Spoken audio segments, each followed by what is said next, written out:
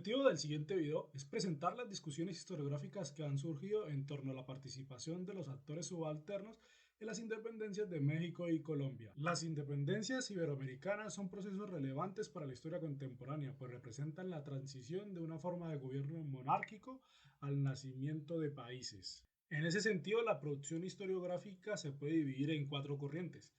La historia academicista de finales del siglo XIX y principios del siglo XX, caracterizada por su positivismo y nacionalismo, que tiende a exaltar los acontecimientos y personajes elevados a la categoría de héroes.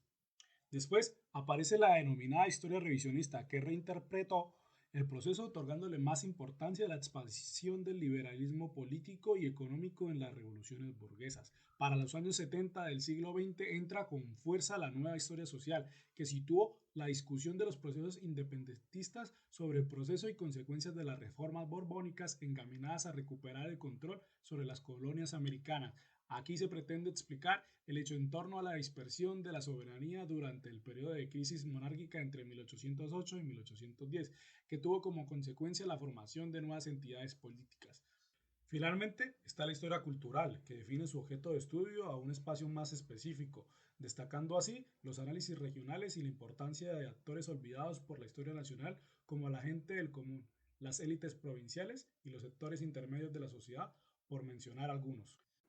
El proceso independentista mexicano, partiendo de la propuesta historiográfica de las últimas décadas, se ha interesado por estudiar a otros grupos sociales diferentes a las élites que participaron en las gestas libertarias. Tal es el caso de los indígenas, quienes hicieron parte de las filas insurgentes y según los trabajos de Eric Van Jong, su participación fue de un 50 a 60%. Cabe mencionar que al hablar de indios o indígenas no nos referimos únicamente al factor étnico, ya que para principios del siglo XIX la población novohispana era en su gran mayoría mestiza. Por el contrario, se incluyen a personas cuyo estatus jurídico y social los vinculaba a este grupo poblacional, personas registradas como indígenas que vivían en pueblos de indios y gozaban de privilegios como el derecho a las tierras comunales. Gracias a los estudios de Eric Van Jong, sabemos que los indios insurgentes fueron personas del común, quienes participaron motivados principalmente por los problemas relacionados con el acceso a la tierra y al agua en cuanto carecían de este medio para producir. Por otra parte, cabe mencionar que los indios insurgentes no buscaban la independencia de la Nueva España ni la reivindicación de sus derechos, pues sus luchas estaban encaminadas a solucionar los problemas regionales que les afectaban. Como se indicó al principio, el auge de la historia social al final de las colonias estuvo presente en investigaciones históricas enfocadas en la independencia mexicana, resaltando el papel de grupos subalternos como los campesinos indígenas, quienes participaron en el proceso de emancipación contra la corona española. Trabajos como De la insurrección a la revolución en México, las bases sociales de la violencia agraria 1750-1940 de John Tutino recoge los cambios sociales de finales de la colonia hasta la construcción del México posrevolucionario. Además, se destacan las variables que forman las acciones políticas del campesinado, a saber, las condiciones materiales de sus vidas, su autonomía, su seguridad y su movilidad, y estas condiciones se relacionan con cuestiones de tipo político y económico. Tutino quiso aplicar los nuevos avances de la historia social colonial al problema del campo durante la independencia, pero quiso más sin duda alguna aportar al debate sobre las insurgencias campesinas. Por otra parte, cabe mencionar la obra de Brian Hafner, Raíces de la Insurgencia, Regiones Mexicanas 1750-1824, quien, influenciado por la nueva historia social, se centra en entender la insurgencia. El autor describe las tensiones sociales en una variedad de regiones. Sus principales actores son las capas más pobres del campo y analiza los grupos sociales diversos que contribuyeron a la insurgencia. Según Hafner, la clave para entender la época se encuentra en los cambios y tensiones sociales que resultaron de la comercialización. En general, esta obra ofrece un análisis detallado de la política de la insurgencia, pero no profundiza en la cultura campesina ni en cómo estos interpretaron el proyecto de los líderes insurgentes. Ahora dirijamos nuestra atención a un grupo de estudios que intentaron explorar las acciones populares durante la guerra. En ese sentido tenemos a Juan Ortiz Escamilla y a Antonio Escobar, historiadores mexicanos que han aportado significativamente al estudio de grupos subalternos en la independencia de México. En el libro Guerra y Gobierno, los pueblos y la independencia de México, Ortiz Escamilla argumenta que los pueblos mexicanos eran muy importantes en las movilizaciones sociales y en las alianzas políticas de la época.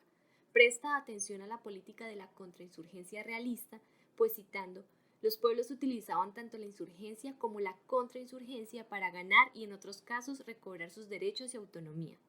Según el autor, las motivaciones para participar en la insurgencia eran diversas, como el temor hacia los franceses, el odio hacia los españoles europeos, el deseo de reducir impuestos, la defensa de las tierras comunales y la oportunidad de saqueo.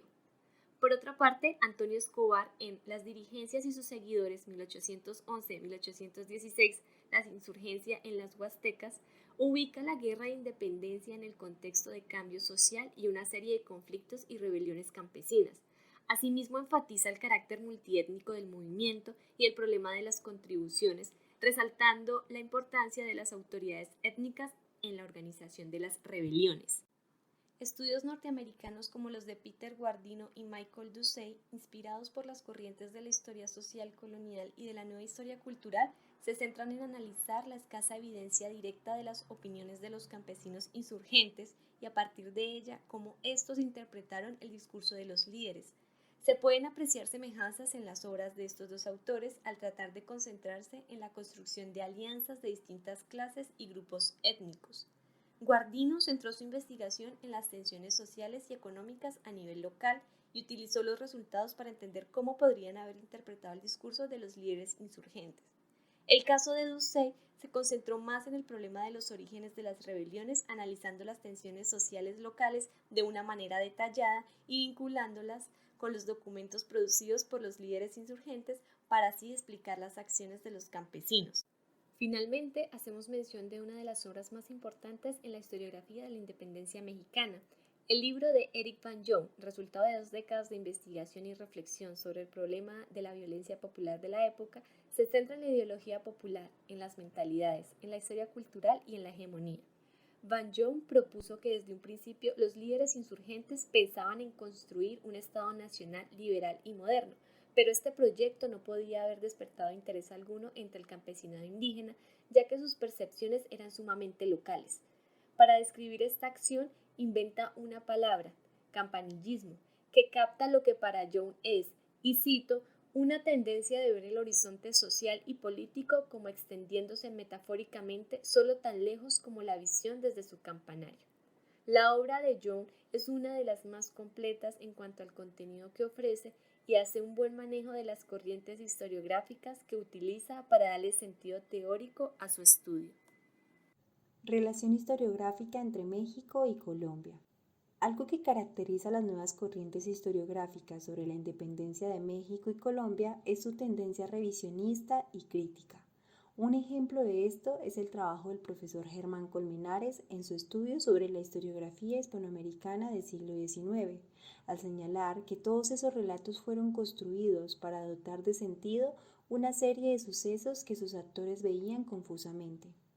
El fomento de los estudios historiográficos sobre la independencia ha surgido bajo la nueva historia política, con un revisionismo al antiguo enfoque, viéndolo desde una perspectiva investigativa bien constituida, tal como lo muestran las obras de historiadores de la talla de Edmundo Rodríguez y Francisco Javier Guerra, obras en las cuales, a pesar de las diferencias, es posible encontrar una idea en común, y es que fue la crisis política de la monarquía hispana la que favoreció el surgimiento de nuevos estados nacionales en el concierto mundial. La nueva historia en Colombia. Para el caso colombiano, la nueva historia de Colombia, que se consolidó a partir de los años 70 del siglo XX y estuvo influenciada por el movimiento francés de Anales, le dio prelación a los estudios históricos que privilegiaban la larga y mediana duración, así como a estructuras espaciales, sociales o económicas, dejando de lado lo acontecimental. Uno de los autores referentes dentro de esta línea, teniendo en cuenta que desde aquí surgieron estudios que empezaron a vincular nuevos actores sociales, es el profesor Jaime Jaramillo Uribe. En su texto, El pensamiento colombiano en el siglo XIX, desde una perspectiva de la historia de las ideas y la cultura, presenta las distintas vertientes del pensamiento político colombiano en la segunda mitad del siglo XIX, basándose en vertientes del pensamiento medieval español que influyeron en los forjadores de la nación colombiana. Posteriormente, se abrieron espacios para el estudio de los sectores subalternos. Desde los inicios de la nueva historia en Colombia y en estudios posteriores, los sectores subalternos se constituyeron como el objeto de estudio en muchas investigaciones históricas. Es importante rescatar aquí la producción de lo que podríamos denominar la Escuela de Work, con Anthony Macfarlane, donde sitúa acertadamente los conflictos del periodo de la independencia en una mirada de largo alcance, relacionándolos con las transformaciones del periodo colonial tardío y en particular con las reformas borbónicas. De igual manera, y centrados en los actores subalternos de la región Caribe, encontramos el ejemplo de tres autores, Alfonso Múnera, Ailín Gell y Maritza Lasso. El primero de estos, en su texto El fracaso de la nación de 1998, se interesa por recuperar la presencia y el papel protagónico de artesanos, pardos y mulatos de Cartagena, quienes tuvieron una participación activa en los hechos de la Primera República, siguiendo a su vez la compleja relación del sector de color con las distintas facciones de la élite patriota que controlaron la política en la ciudad. Por otro lado, la historiadora Ailín Gell, en su texto Libertad e Igualdad en el Caribe colombiano, se interesó por el papel del concepto raza en la formación de identidades en el Caribe colombiano durante la independencia, explicando desde este componente la ausencia de una resistencia y una rebelión de los esclavos en Cartagena durante este periodo. Asimismo, los trabajos recientes de la profesora Maritza Lasso exploran desde la perspectiva de la historia social y de las ideas el problema de lo racial, siendo esto último la clave definitiva que permite entender la historia política del periodo republicano.